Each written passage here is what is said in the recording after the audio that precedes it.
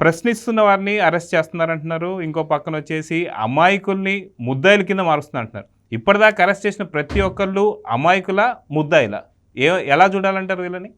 అంటే వాళ్ళు అమాయకులు ముద్దాయిలే కాదు, వాళ్ళందరూ కూడా పసిపిల్లలని చెప్పాడు జగన్మోహన్ రెడ్డి.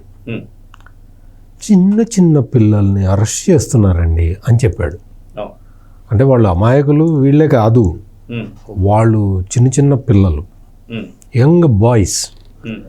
యంగ్ బాయ్స్ ఎవరు అంటే బోరగడ్డ అనిల్ యంగ్ బాయ్. మామూలుగా గుంటూరు అరండల్పేట రైల్వే స్టేషన్లో రౌడీ షీటరు అతను యంగ్ బాయ్.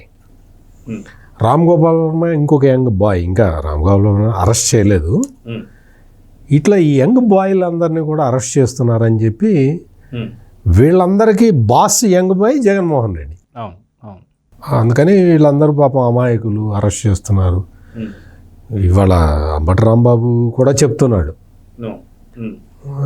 ఏంటండి ప్రభుత్వాన్ని ప్రశ్నిస్తే అరెస్ట్ చేసేస్తారా అంటున్నాడు. అంటే ప్రశ్నిస్తే అరెస్ట్ చేయాలి అంటే ఫస్ట్ నువ్వు కదా ప్రశ్నిస్తున్నది, నిన్ను అరెస్ట్ చేయాలి కదా. అందుకని అంబటి రాంబాబుని, పేర్ని నాని వీళ్ళని అరెస్ట్ చేయాలి కదా.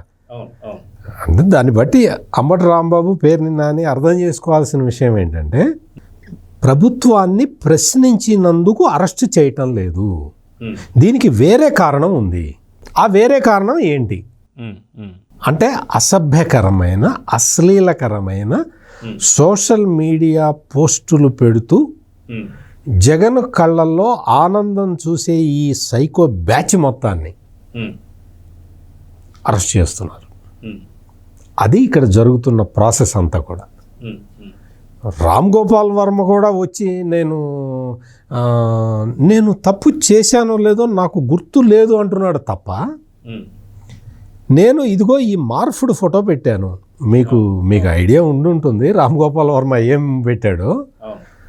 ముగ్గురు తెలుగుదేశం పార్టీ కార్యకర్తలు, ముగ్గురు మహిళలు, వాళ్ళు వెళ్ళి ఎన్నికల సంఘానికి ఒక రిప్రజెంటేషన్ ఇచ్చి బయటికి వచ్చి నిలబడితే ప్రస్తుతం మాట్లాడుతుంటే ఆ ఫోటోని తీసి ఆ ఫోటోకి తలలు మార్చి, ఒక మహిళ తలకి చంద్రబాబు నాయుడు ఫోటో, ఒక మహిళ తలకి పవన్ కళ్యాణ్ తల, ఇంకొక మహిళకి లోకేష్ ఫోటో పెట్టి ఒక అశ్లీలమైన క్యాప్షన్ రాశాడు దాని కింద, ఆ ఫోటో కింద. చాలా అసహ్యకరంగా, చాలా అసలు అటు మహిళల్ని కించపరచటం, ఇటు ప్రజా నాయకుల్ని కించపరచటం. ఇది నేను ఒక చిన్న ఉదాహరణ చెప్పి, ఇటువంటివి కొన్ని వందల పోస్టులు పెట్టాడు రామ్ గోపాల్ వర్మ. పెట్టి పైగా ఏమంటాడు, అది నా భావ వ్యక్తీకరణ అంటాడు. నా భావ వ్యక్తీకరణ. ఒకళ్ళు కార్టూన్ వేసి భావాన్ని వ్యక్తీకరిస్తారు, ఒకళ్ళు వార్తలు రాసి భావ వ్యక్తీకరణ చేస్తారు, ఒకళ్ళు పబ్లిక్ స్పీచ్ పెట్టి చేస్తారు. నేను మార్ఫింగ్ ఫోటోలతో నా భావ వ్యక్తీకరణ చేస్తానంటున్నాడు రామ్ గోపాల్ వర్మ.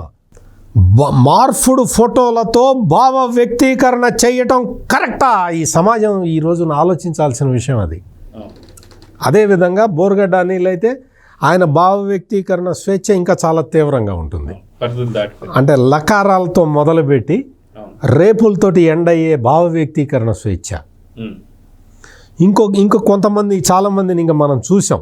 మనం చాలామందిని ఏంటి అంటే తెలుగుదేశం పార్టీ కార్యాలయం మీద దాడి చేస్తే అప్పటి డీజీపీగా ఉన్న గౌతమ్ సవాంగ్ వచ్చి అది ఏం చేస్తామండి, వాళ్ళకి కోపం వచ్చింది, వాళ్ళ భావ వ్యక్తీకరణ ఆ విధంగా ఉంది అని చెప్పాడు.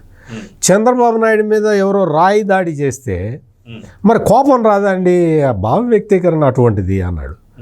అంటే ఇక్కడ మనం బ్రాడ్గా మనం జగన్మోహన్ రెడ్డి భావ వ్యక్తీకరణని ఎట్లా అర్థం చేసుకోవాలి అంటే అశ్లీల ఫోటోలు పెట్టడం, మార్ఫింగ్లు చేయటం, దాడులు చేయటం, ఏదన్నా అంటే రేపులు చేయటం, లేదు కాదు కూడదు అంటే గుంభనంగా కూర్చొని ఇంట్లో కూర్చొని పెద్ద పెద్ద వ్యాపారస్తుల్ని పిలుచుకొని 1750 కోట్ల రూపాయల లంచం తీసుకోవటం.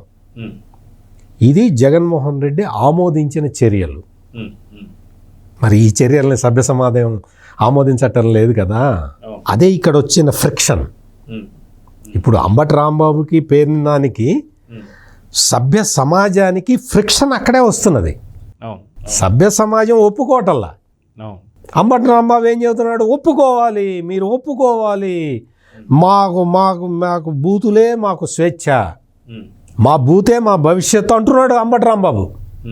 అవును నీ బూతు నీకు ఆనందంగా ఉంటుందేమో కానీ మాకు ఆనందంగా ఉండదు అని చాలామంది చెప్తూ ఉన్నారు. ఇప్పుడు జరుగుతున్న అరెస్టుల మీద ఎంతోమంది సంతోషం వ్యక్తం చేస్తున్నారు, హర్షం వ్యక్తం చేస్తున్నారు. అసలు వీళ్ళని అంత ఈజీగా ఎందుకు వదులుతున్నారండి అంటున్నారు. మన వర రవీంద్రారెడ్డి లిస్టు తీసుకుంటే అందులో పేమెంట్ లిస్ట్ ఉన్నది, ఎవరెవరికి ఎంత పే చేశారని.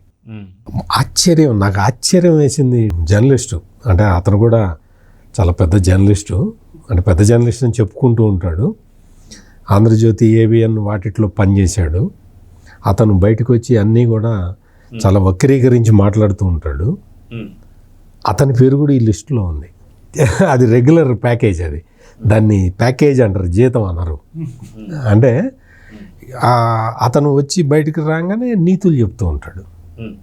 చాలా అసలు అమాయకంగా ముఖం పెట్టేసి చాలా పెద్ద పెద్ద స్థాయిలో నీతులు చెప్తూ ఉంటాడు. ఏంట్రా అంటే వర రవీంద్రారెడ్డి లిస్టులో అతని పేరు కూడా ఉంది. అంటే ఆ నీతులకి ఎంత విలువ ఉంటుందో ఒకసారి ఆలోచించుకోవచ్చు. ఈ అంబటి రాంబాబుకి వాళ్ళెవరు కనపడరు. అంబటి రాంబాబుకి మరి బోరుగడ్డ అనిల్ని అరెస్ట్ చేసేసరికి అసలు వైఎస్ఆర్ కాంగ్రెస్ పార్టీ మొత్తం షేక్ అయింది. తర్వాత వర్ర రవీంద్రారెడ్డిని పట్టుకెళ్ళేసరికి అసలు జగన్మోహన్ రెడ్డి స్థాయిలో అతను భయపడిపోతూ ఉన్నాడు. ప్రస్తుతం కూటమి ప్రభుత్వం అరెస్ట్ చేసింది వీళ్ళిద్దరినే, ఇంకా వేరే వాళ్ళని ఇంకా అరెస్ట్ చేయలేదు, చేస్తారేమో మనకు తెలియదు. ఎక్కడ వెంటపడటం, వేటాడటం, వేధించడం అటువంటివేం లేదు. తీసుకెళ్ళి 41A నోటీస్ ఇస్తున్నారు.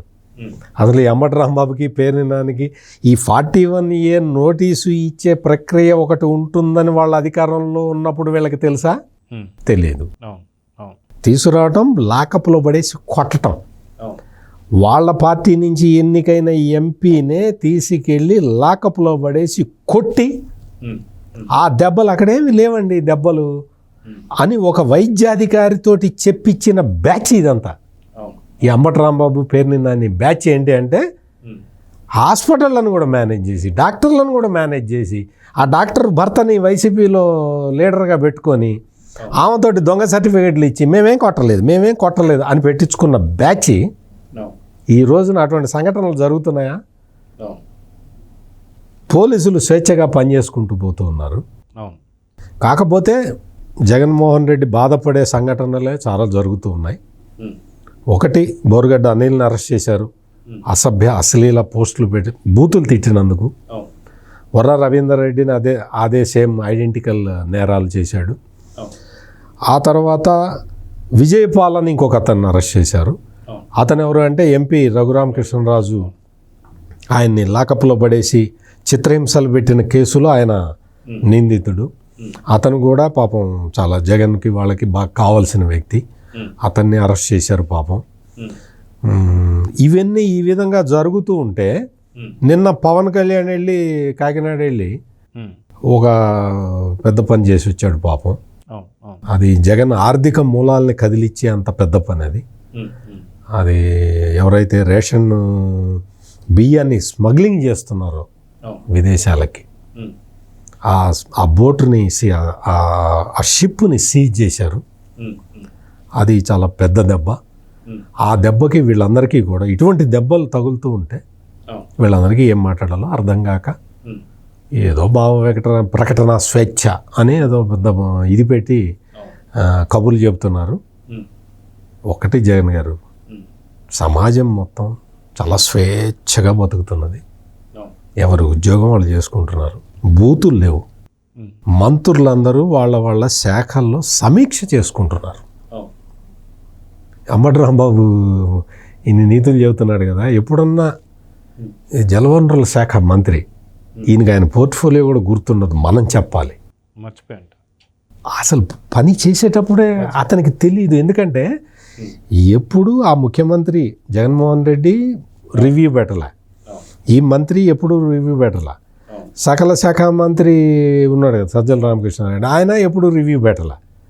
వాళ్ళకి రివ్యూలు తెలియవు. ఇప్పుడు రివ్యూలు చక్కగా జరుగుతూ ఉన్నాయి. నిన్న జలవనరుల శాఖ మంత్రి doctor Nimmala Rama Naidu press conference పెట్టి ఆ సాక్షి పేపర్లో రాసిన చెత్తకి సమాధానం చెప్పాడు. అంబటి రాంబాబు అట్లా డాక్టర్ నిమ్మల రామనాయుడిని చూసి నేర్చుకోవాలి. Please subscribe to Leo News for more videos.